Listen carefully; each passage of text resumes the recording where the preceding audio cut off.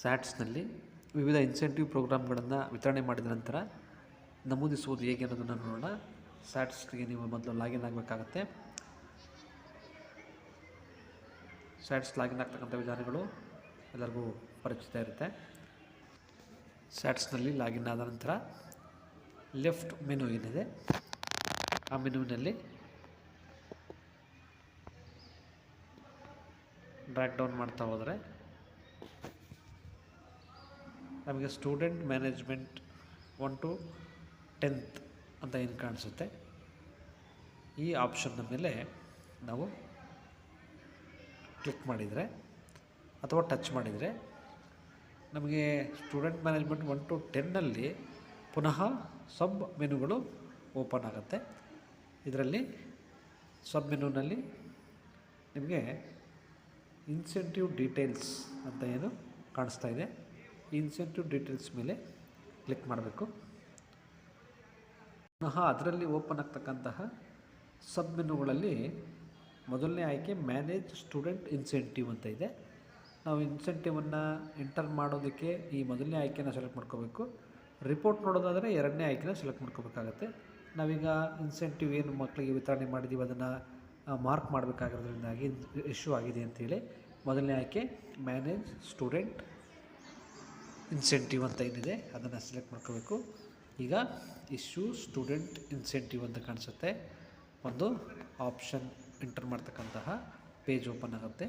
ಇದರಲ್ಲಿ ನಮಗೆ ಶಾಲೆ, ಜಿಲ್ಲೆ, taluk, cluster, school name, school code ಎಲ್ಲ ಕೂಡ ಆಟೋಮೆಟಿಕ್ಕಾಗಿ ಬಂದಿರುತ್ತೆ. ನಂತರ ಸ್ಟ್ಯಾಂಡರ್ಡ್ ಇದೆ. ಸ್ಟ್ಯಾಂಡರ್ಡ್ನಲ್ಲಿ ನಾವು ಎಲ್ಲ ಸೆಕ್ಷನ್ಗಳು ಅಥವಾ ಎಲ್ಲ ಕ್ಲಾಸ್ಗಳು ಅಂತ ಇರುತ್ತೆ.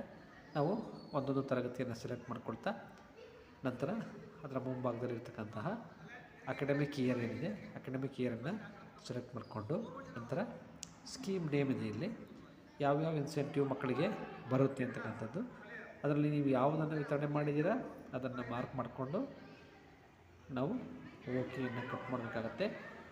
ನಾನೀಗ ಇದರಲ್ಲಿ ಸೆಕೆಂಡ್ ಸೆಟ್ ಯೂನಿಫಾರ್ಮ್ ಏನಿದೆ ಅದನ್ನು ಸೆಲೆಕ್ಟ್ ಮಾಡ್ಕೊಳ್ತಾ ಇದ್ದೀನಿ.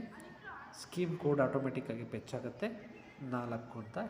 ಸರ್ಚ್ ಅಂತಕ್ಕಂಥ ಆಯ್ಕೆಯನ್ನು ಕ್ಲಿಕ್ ಮಾಡಬೇಕು.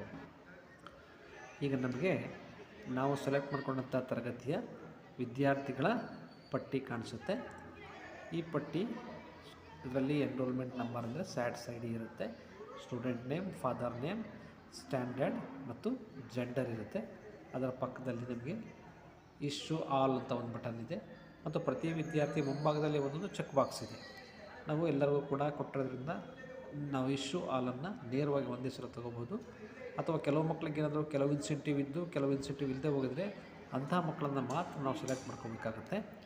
ಈಗ ಅದಾದ ನಂತರ ನಾವು ಈ ಪೇಜನ್ನು ಸ್ಕ್ರೋಲ್ ಡೌನ್ ಮಾಡಿ ಕೆಳಭಾಗದಲ್ಲಿ ಡೇಟ್ ಇದೆ ಆ್ಯಂಡ್ ಅಲರ್ಟ್ ಅಂತಕ್ಕಂಥ ಆಪ್ಷನ್ ಇದೆ. ಡೇಟನ್ನು ಸೆಲೆಕ್ಟ್ ಮಾಡ್ಕೋಬೇಕು. ಆ ಡೇಟ್ ಅಂತಕ್ಕಂಥ ಏನು ಬಾಕ್ಸ್ ಕಾಣ್ತಾ ಇದೆ ಅದರ ಮೇಲೆ ಕ್ಲಿಕ್ ಮಾಡಿದ್ರೆ ನಮಗೆ ಕ್ಯಾಲೆಂಡರ್ ಓಪನ್ ಆಗುತ್ತೆ.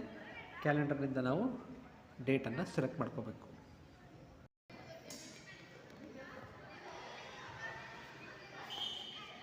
ಅಲರ್ಟ್ ಅಂತಕ್ಕಂಥ ಆಪ್ಷನನ್ನು ಕ್ಲಿಕ್ ಮಾಡಿದ ನಂತರ ನಿಮಗೆ ಒಂದು ಪಾಪಪ್ ಮೆನು ಓಪನ್ ಆಗುತ್ತೆ. ಆರ್ ಯು ಶೂರ್, ನೀವು ಸರಿ ಇತ್ತು ಅಂದರೆ ಓಕೆಯನ್ನು ಕ್ಲಿಕ್ ಮಾಡಬೇಕಾಗುತ್ತೆ. ಈಗ ನಮಗೆ ಇನ್ಸರ್ಟೆಡ್ ಸಕ್ಸಸ್ಫುಲಿ ಅಂತಕ್ಕಂತಹ ಮೆಸೇಜ್ ಕಾಣಿಸುತ್ತೆ. ಇದೇ ರೀತಿಯಾಗಿ ನಾವು ಎಲ್ಲ ತರಗತಿಗಳ ಎಲ್ಲ ಇನ್ಸೆಂಟಿವ್ಗಳನ್ನು ನಾವು SATS ಅಲ್ಲಿ ಪ್ರತಿ ವಿದ್ಯಾರ್ಥಿಗೆ ವಿತರಿಸಿದ ನಂತರ ನಾವು ಮಾರ್ಕ್ ಮಾಡ್ಬೋದಾಗಿರುತ್ತೆ.